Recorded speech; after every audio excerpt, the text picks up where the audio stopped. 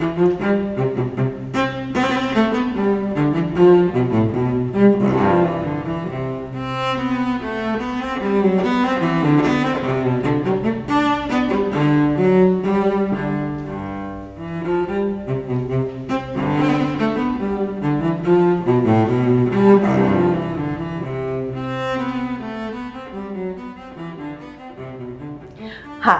welcome to Peiwen Wang. Today we have the world-famous violinist, composer, and violist Henning Kraggerud. Hi, Henning. Welcome to Taiwan. Thank you very much, Peiwen. Have you been in Taiwan before? Yes, indeed. I was here many years ago, borrowing a very fine instrument from Taipei Foundation in Taiwan. Of course, Taipei. Did you get a Stradivarius? They have a Guarneri, which used to be owned by Lullaby, who was a Norwegian contemporary of Paganini. Wow. So since I was involved in making a documentary movie about Lullaby, Taipei Foundation were really nice and let me borrow this for this. And also I recorded Sibelius Violin Concerto on Taipei's Guarneri. My God, but you didn't perform in Taiwan. Well, I had a concert there in Taiwan. So would you like to tell us about your upcoming concert in Taipei on Sunday? Yes, this will be my first concert in Taipei, and I'm looking very much forward to it. It will with be Gunther Herwig. Yes, this piece.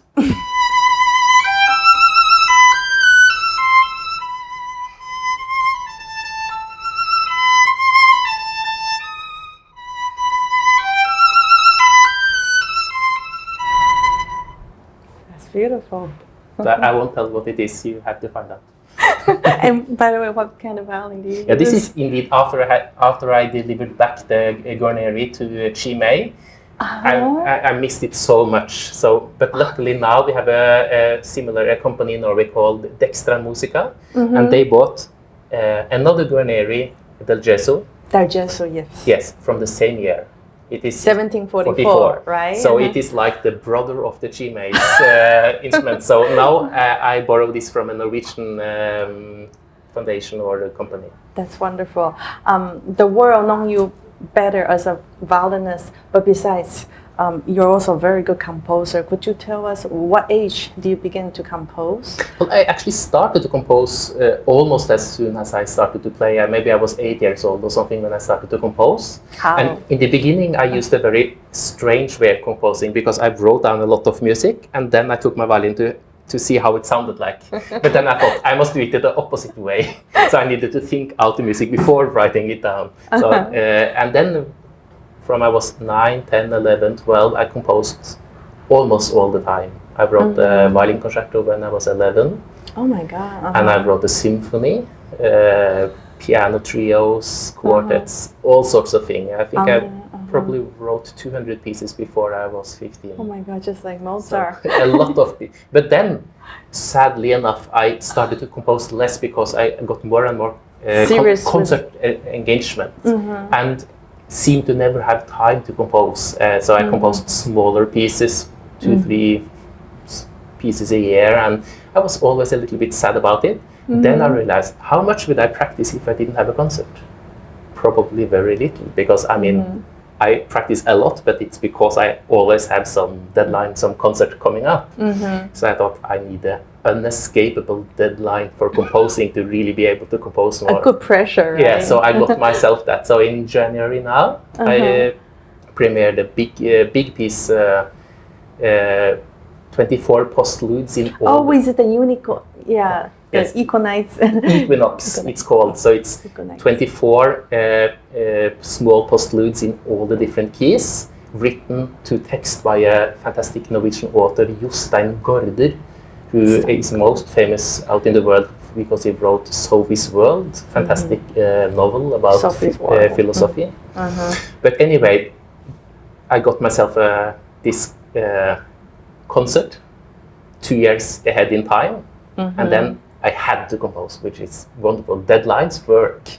You have a deadline, and then I sat down and I composed. On the piano? On the piano, on the violin, on the plane, in hotel rooms, at the night, after my children went to sleep. In the end, absolutely all the time. And I finished the piece 1 hour before I went to Tromsø, where we had the premiere.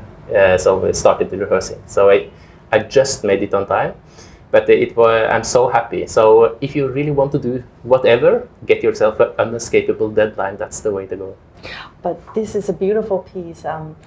Henning wrote 24 caprices, and I just heard it's the not number caprices. I call them postludes. It's postludes. Yeah. Okay, but I think number 10 and number 22nd are absolutely beautiful. Would you tell a little bit about these two?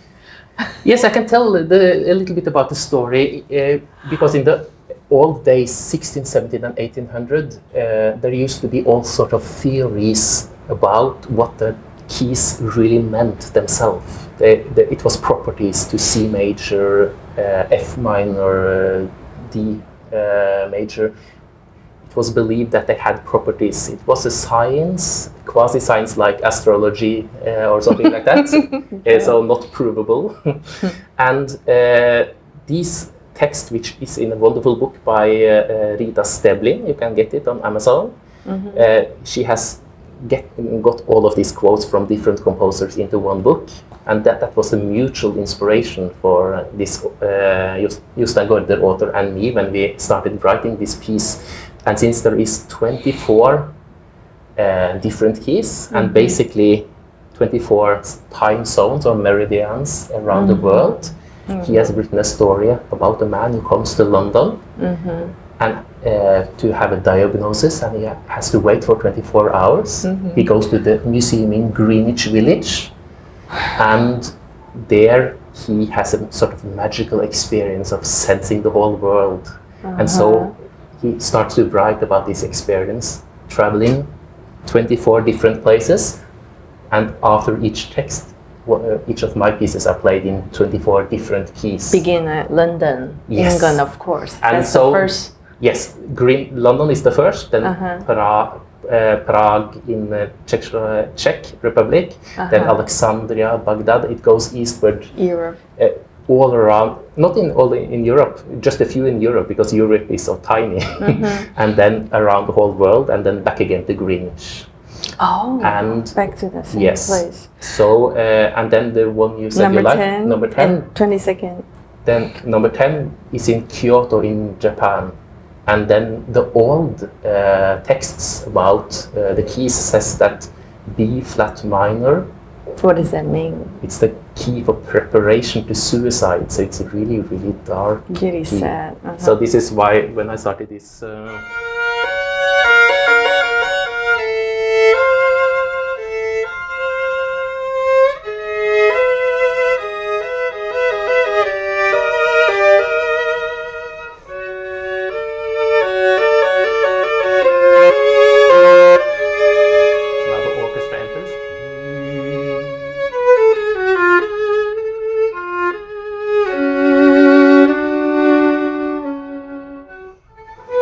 And so it goes on. Yes. And what about number 22nd? 22nd is then in Greenland. I mean, it's this big island in the north. What key is it? E minor. Same key as Mendelssohn's Concerto, actually. So, but anyway, it was a very rewarding experience for me to do this collaboration with the author and also dig into all the different keys. It's amazing. Yeah. When would it come out? You were.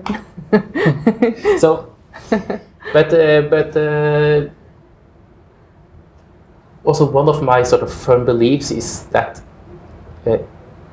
what was usual in the old days, that almost all players were composers and almost all composers were players.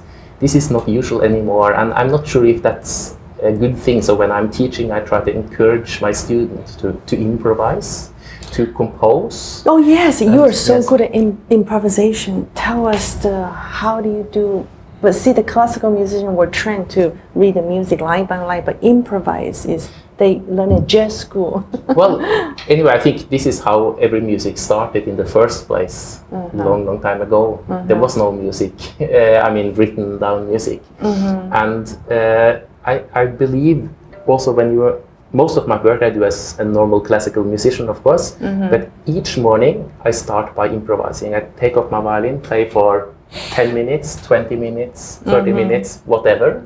Whatever comes to your mind. mind. And it can be for several purposes, just to get good ideas to use in my composition. But another thing is also, it synchronizes everything, so you are present in your own playing. Because the time where you get a thought in your head until it manifests in sound, when you improvise, has to be instant. And then after you improvise, also you will be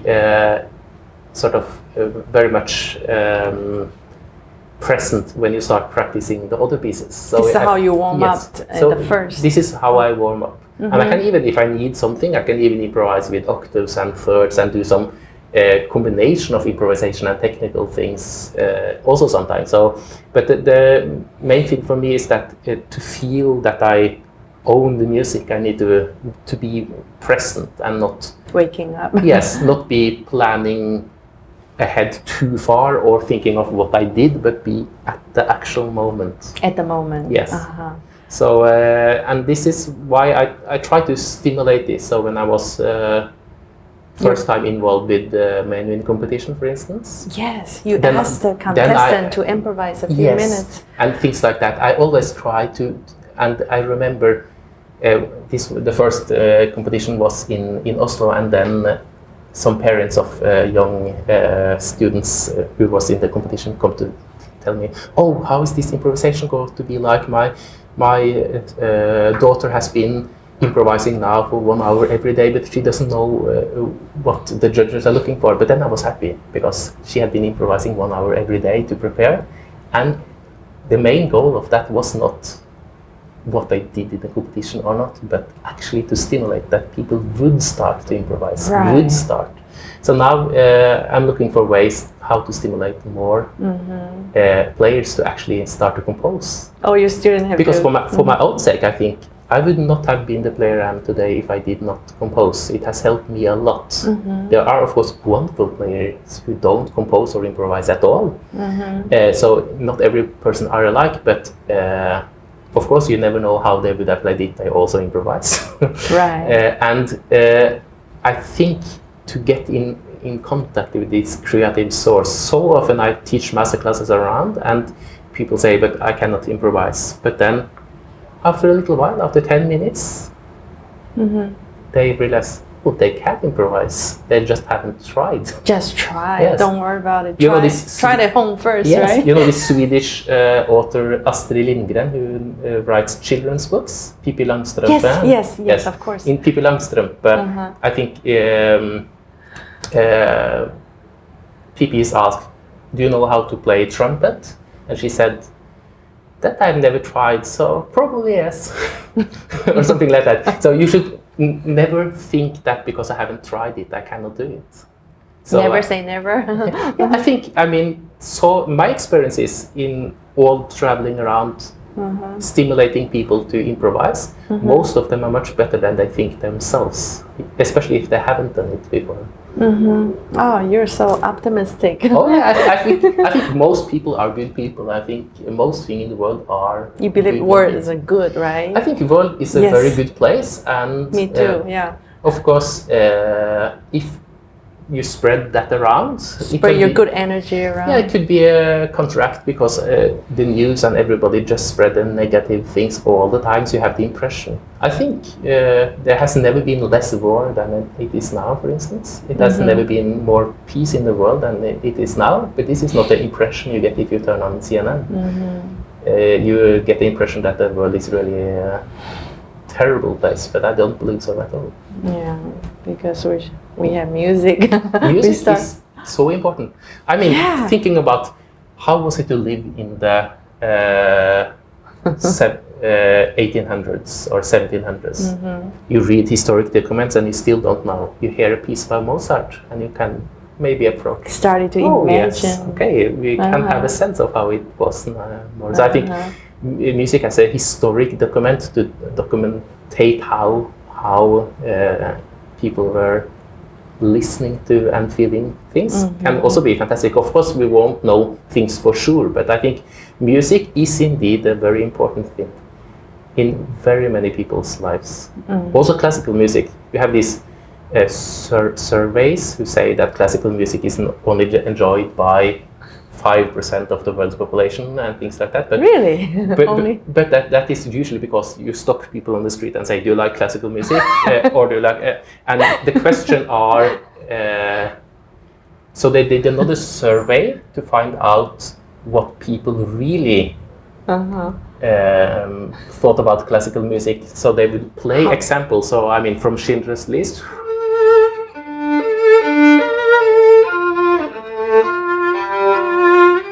Things like that. You hear that? And people remember... You know the melody from Mahler, Number 5 Symphony, the slow movement. Almost. Just yes. the first 5 notes. But it is, of course, the original music Bergman plays for this movie. And, of course, people are, oh yeah, that is beautiful. And you, in funerals there...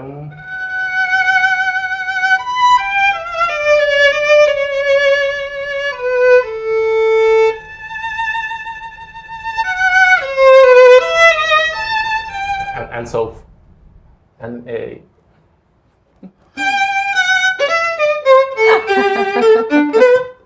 people want that in their weddings. So if you really start and then a lullaby. Yeah, you start to put it that way, and you can get that maybe 50% of people would have a... The number will choose higher. Yeah, 50% would have a less rich life if you took away classical music. They just don't realize a lot of the important things in movies they like and in weddings, twinkle, funerals. little star Yes. for the children. Yes. So there are a lot of this classical music, and I mean, for instance, I sometimes travel around and I ask which I'm so far away place, which Norwegians do you know, and people cannot say anything. But if I play.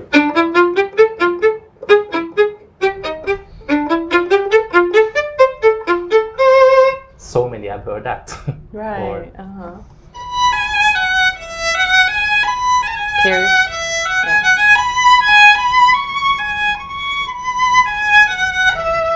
So even if not everybody knows that this was written by Grieg, and Grieg was from Norway, or that the Scream by Edvard Munch, that Edvard Munch was indeed a Norwegian painter. So it is, I think, the art are so important because you hear something and you can remember it the rest of your life. You hear one of the best pieces by Mozart, and even if you don't listen for 20 years, you hear it again and you will remember, oh, I heard that. Yeah. And which other things do you remember for 20 years? Certainly not the CNN news, I think. As a violinist, do you have a favorite composer? Well, I would say as a human being, maybe I have some favorite composers. Quite often when I listen to music, I would listen to solo piano or song or something other than violin, because violin I play all the time. So I tend to, when I listen to violinist, I would listen to how they execute. So if I really want to enjoy the music, I actually prefer to listening to maybe Emily Gilles playing Beethoven sonatas, or Bryn Terfel singing Schubert songs, or things like that. So, but it's very hard to pick a favorite composer. I go through different stages, and certainly composers like Bach, Mozart, Beethoven, Schubert, Brahms, Sibelius, Janacek. Those are among my favorite composers, and some of them, when I was little boy, I loved Schubert. Then I was less fond of him, and now I become more and more fond of him. So he's sort of, I'm starting to hear all new things. So Schubert is absolutely at the moment one of my favorite composers. He's a songwriter. I always liked him, but I remember since you were little. As a little boy, I liked him a lot. Then I sort of was less interested for a while, and now for the last 8-9 years, I've been more and more interested in his music again. So I think at different stages of life, some composers, also I love Mozart again now much more than I maybe did 20 years ago. And but Beethoven I liked all the time. A wonderful thing about Beethoven is he has so many layers. You can have never heard music at all, and you can find something to like in Beethoven, and you can have studied music your entire life, and still Beethoven has something. So many different colors. And different depths. So there are. He's in a way an ideal composer that way. You don't need to know anything, and you can never exhaust the actual possibilities of his music. And you have a favorite repertoire, or is it fair to ask? Favorite piece, favorite repertoire to play, or to just what do you like? Oh yeah, I mean it's so much music. One of my absolute favorite pieces is Janacek's Sinfonietta, for instance. For those who have read the fairly new book by Murakami, 1Q84. 1Q84. That book starts with a female assassin getting into a car, and on the car stereo system, oddly, they play Janacek's Sinfonietta, and he starts describing this work so much. I'm sure this piece was sold much more after Murakami wrote this wonderful book. Janacek, okay. So there are. But it's so hard to pick favorite piece. Of course, some of the wonderful things, Ave Verum Corpus by Mozart. You have second movement of his clarinet concerto. You have there are masterpieces in the repertoire, many places. Mozart. Can I talk a little bit about your CD called Last Spring, that you collaborate with a Norwegian jazz pianist? Yes. Bugge Wesseltoft, he is a fantastic jazz pianist, and he made some years ago a Christmas CD, which is one of my absolute favorite CDs. It's called It's Snowing on My Piano. Oh, and you should buy it. It's absolutely so beautiful solo piano CD. I love jazz. Yeah. Yes, but this is sort of about Christmas songs. So I was so sad because I listened to this from maybe November to January, but then of course since it's so Christmassy, I put it away. I thought, oh, pity, I would like this another type of CD I could listen the whole year, and so I started to get the idea, oh, maybe I should ask him if he wanted to do a CD with me based on folk music. Oh. And so chances. What did you pick? I will just tell the story because it's so interesting. So chance, I was playing a normal classical concert in Germany at Schloss Elmar, and one of the audience come to talk with me, and he said, by the way, I'm a producer for an owner of a jazz label here in Germany, he said. And he said, would you happen to know Bugge Wesseltoft? And I said, actually, indeed, I have played a few concerts, and it turned out this man was the producer of It's Snowing on My Piano, the CD. My God. And so I thought, well, I've always wanted to ask Bugge if he wanted to do some CD like that with me, and he said, well, that's a good idea. So he set up everything. So this was produced for this label, ACT or ACT, the German jazz label. Okay. And Bugge and I met to find out what repertoire we were going to play. So we went through all kind of folk melodies and things from Norway, and also some Grieg and some other written music, and we picked things which meant something for us. So it can be, simple melodies like.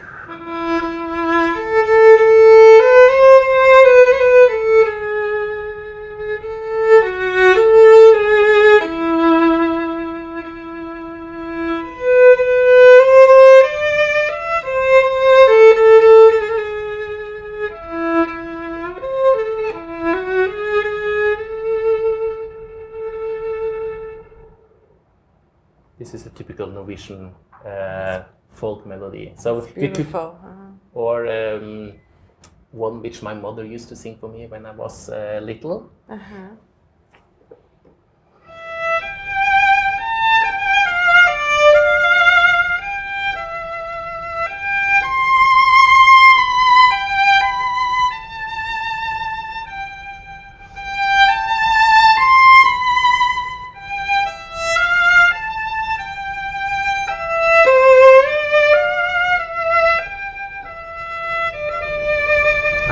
then start to improvise over this melody and build on it. And so when we recorded this and when we play concerts, it never ever the same. It always turns out differently. That's the fun thing. So this melody can be the base for a quite long composition, where we stray far away from the melody and test out different harmonies, different ways to play it.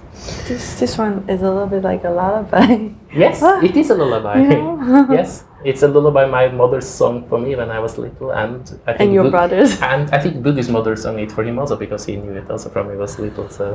But we also picked for this CD. It's called Last Spring because of the famous Grieg song, The Last Spring. So this.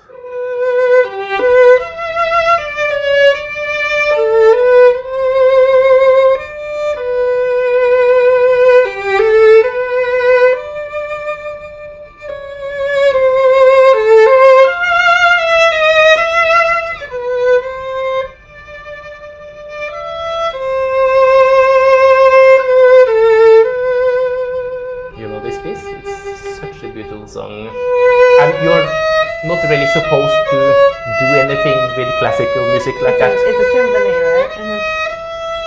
But actually we improvise and make our completely own version of this piece. So it's rather different at the beginning.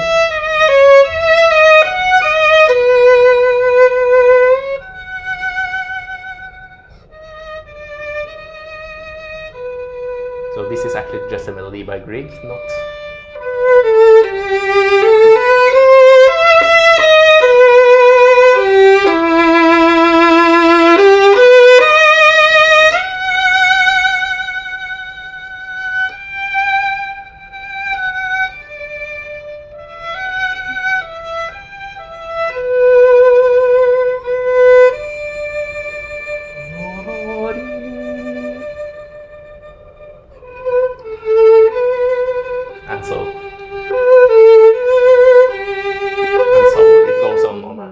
Play for your children?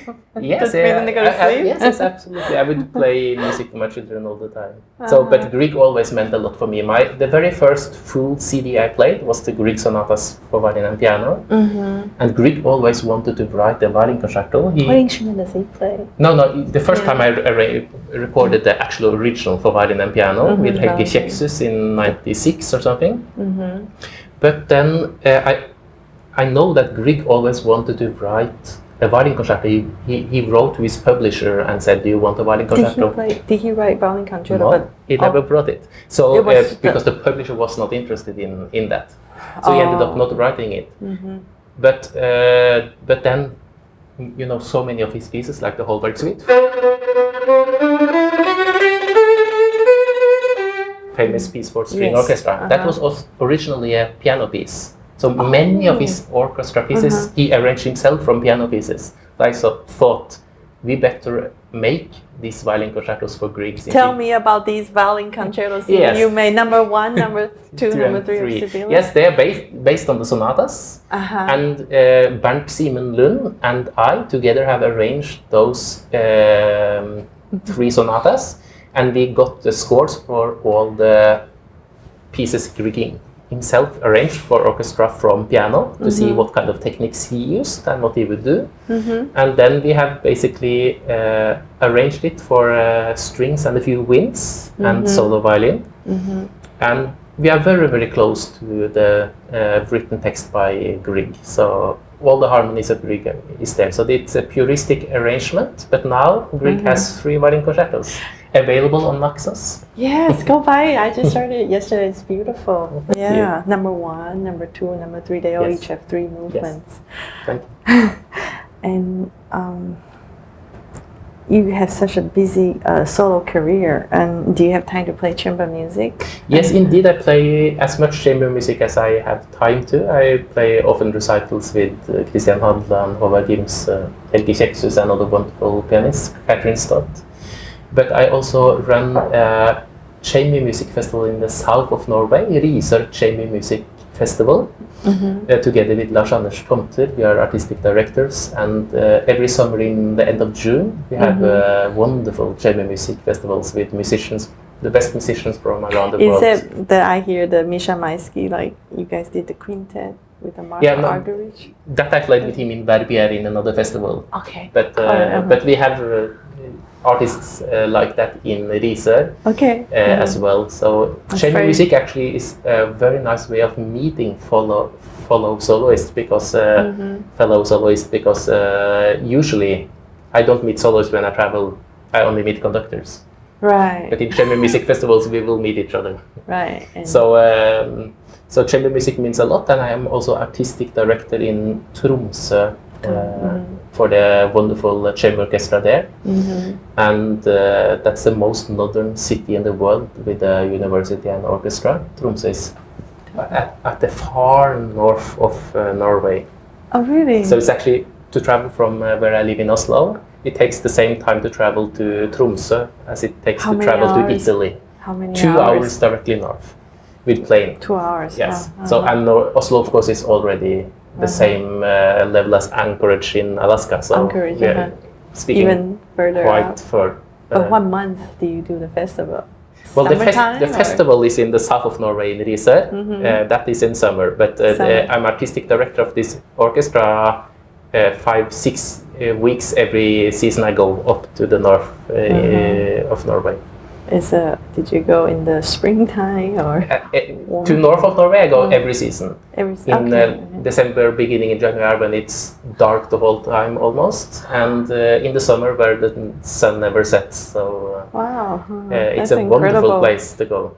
I like to go sometimes. Lots of northern lights in the sky. Oh, I'd love to see that. Okay.